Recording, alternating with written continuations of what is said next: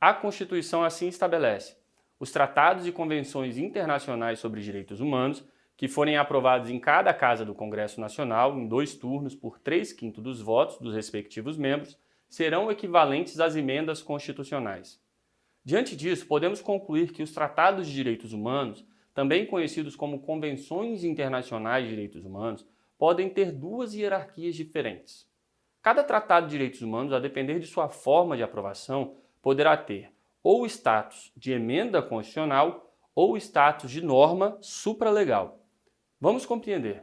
Para que um tratado de direitos humanos seja equivalente a uma emenda constitucional, é necessário que esse tratado de direitos humanos tenha sido aprovado em cada casa do Congresso Nacional em 2 turnos por 3/5 dos votos. Note que esses são exatamente os requisitos para a aprovação de uma proposta de emenda constitucional, que dá origem a uma emenda constitucional. Então, para simplificar, vamos nos referir a essa forma de aprovação como rito previsto para as emendas constitucionais. Quando falarmos em rito previsto para as emendas constitucionais, você saberá que estamos tratando desse rito de aprovação. Então veja, um tratado de direitos humanos aprovado sob o rito previsto para as emendas constitucionais terá status de emenda constitucional. Mas um tratado de direitos humanos aprovado sem a observância desse rito terá apenas o status de norma supralegal. Como afirmado, um tratado de direitos humanos, a depender de sua forma de aprovação, poderá ter status de emenda constitucional ou status de norma supralegal. Os tratados de direitos humanos com status de emenda constitucional são aqueles tratados de direitos humanos que foram aprovados sob o rito previsto para as emendas constitucionais e que, por esse motivo, serão equivalentes às emendas constitucionais. Dessa forma, se esses tratados são equivalentes às emendas constitucionais, podemos concluir que as cláusulas desse tratado têm o mesmo nível hierárquico que as demais normas constitucionais e podem inclusive justificar a declaração de inconstitucionalidade de leis e atos normativos que violem as cláusulas desse tratado.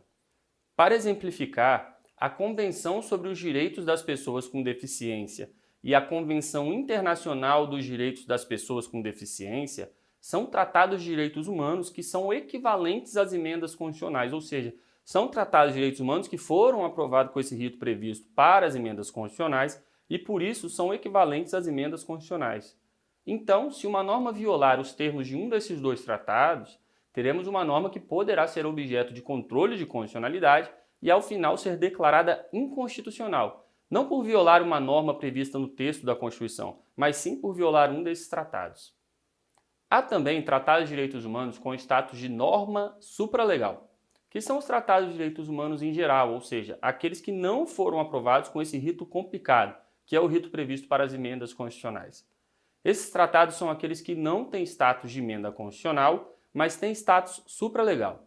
Como esses tratados não têm status de emenda constitucional, podemos concluir que esses tratados estão hierarquicamente abaixo das normas constitucionais. Por outro lado, como esses tratados têm status supralegal, podemos concluir que esses tratados estão hierarquicamente acima das leis. Então veja, esses tratados estão abaixo das emendas constitucionais, mas esses tratados estão acima das leis em geral. Desse modo, os tratados de direitos humanos com status supralegal estão abaixo das normas constitucionais, mas acima das leis. Com base nesses conhecimentos, vamos compreender a questão da prisão civil do depositário infiel. Antes de aprofundarmos nesse tema, precisamos compreender o que seria depositário infiel e depositário fiel. Por exemplo, suponha que 2 pessoas estejam discutindo na justiça quem é o dono de uma pintura de Picasso. Nesse processo, o juiz poderá nomear um depositário para guardar e conservar o quadro de Picasso, até que ao final esse juiz poderá decidir quem é o verdadeiro dono do quadro e o depositário poderá entregar esse quadro conservado para o dono. A pessoa que se compromete a guardar e conservar esse bem é chamada depositário fiel. Porém, imagine que essa pessoa resolva vender esse quadro ou desaparece com esse quadro por algum motivo. Nesse caso, temos o depositário infiel, que é o depositário que não observou e não guardou adequadamente o bem que estava sob seu depósito. Segundo a Constituição, a lei poderá ou não prever a prisão civil do depositário infiel. Note que a Constituição não instituiu a prisão civil do depositário infiel, mas apenas estabeleceu que poderá haver ou não, caso a lei assim queira, a prisão civil do depositário infiel. É exatamente nesse ponto que entra o Pacto São José da Costa Rica. O Pacto São José da Costa Rica é um tratado de direitos humanos com status supralegal que proíbe a prisão civil do depositário infiel. Por conta dessa proibição da prisão civil do depositário infiel, a súmula vinculante número 25 estabelece que é ilícita a prisão civil do depositário infiel, qualquer que seja a modalidade de depósito. Então veja, se eventualmente ocorrer a prisão civil de um depositário infiel, essa prisão civil estará violando o Pacto São José da Costa Rica, o que significa que essa prisão é ilícita. Como o Pacto São José da Costa Rica tem status de norma supralegal, o Pacto São José da Costa Rica está hierarquicamente acima das leis. Então, não é válida nenhuma lei autorizando a prisão civil do depositário infiel, pois o Pacto São José da Costa Rica, que é hierarquicamente superior, veda a prisão civil do depositário infiel. Desse modo, embora a Constituição autorize a previsão da prisão civil do depositário infiel, não temos no nosso ordenamento essa autorização. O controle de convencionalidade é como se fosse um controle de constitucionalidade adaptado. Em vez de verificar a compatibilidade com a Constituição, o controle de convencionalidade serve para verificar a compatibilidade com os tratados internacionais de direitos humanos com status supralegal. Em palavras mais técnicas, o controle de convencionalidade é o mecanismo jurídico que pretende identificar e eliminar as normas que violem o chamado bloco de convencionalidade, que é composto pelos tratados internacionais de direitos humanos com status supralegal.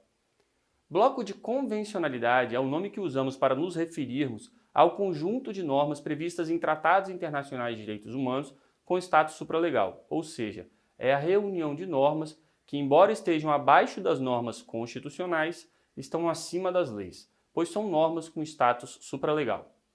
Se os tratados internacionais de direitos humanos com status supralegal estão acima das leis em geral, isso significa que as leis em geral precisam, ao menos em tese, observar o conteúdo desses tratados. Ou seja, as leis em geral precisam respeitar as normas do bloco de convencionalidade.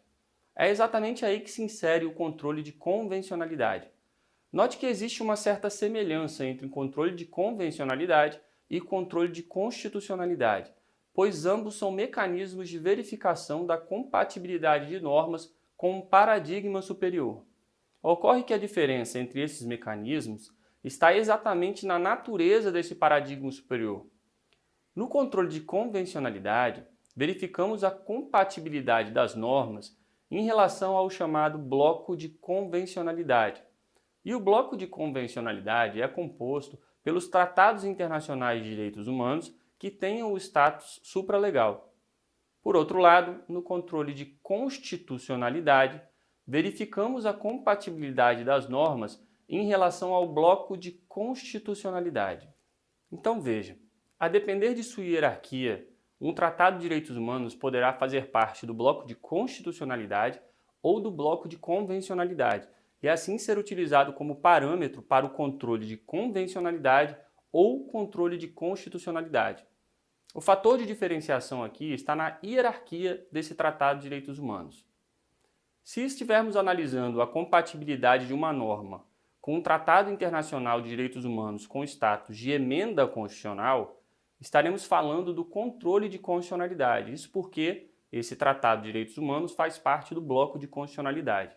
Porém, se estivermos analisando a compatibilidade de uma norma com um tratado de direitos humanos com status supralegal, estamos falando do controle de convencionalidade. Isso porque esse tratado faz parte do bloco de convencionalidade. Então, um tratado de direitos humanos poderá ser utilizado como parâmetro ou do controle de convencionalidade ou do controle de constitucionalidade, a depender da sua hierarquia, o que fará com que ele seja parte do bloco de constitucionalidade ou bloco de convencionalidade. Diante de todos esses conhecimentos, podemos resumir da seguinte forma: os tratados internacionais de direitos humanos podem ter duas hierarquias distintas, status de emenda constitucional ou status de norma supralegal. Os tratados de direitos humanos com status de emenda constitucional são aqueles que fazem parte do bloco de constitucionalidade e, por isso, podem servir de parâmetro para o controle de constitucionalidade. Por outro lado, os demais tratados de direitos humanos têm status supralegal e são aqueles que fazem parte do bloco de convencionalidade e por isso podem servir de parâmetro para o controle de convencionalidade.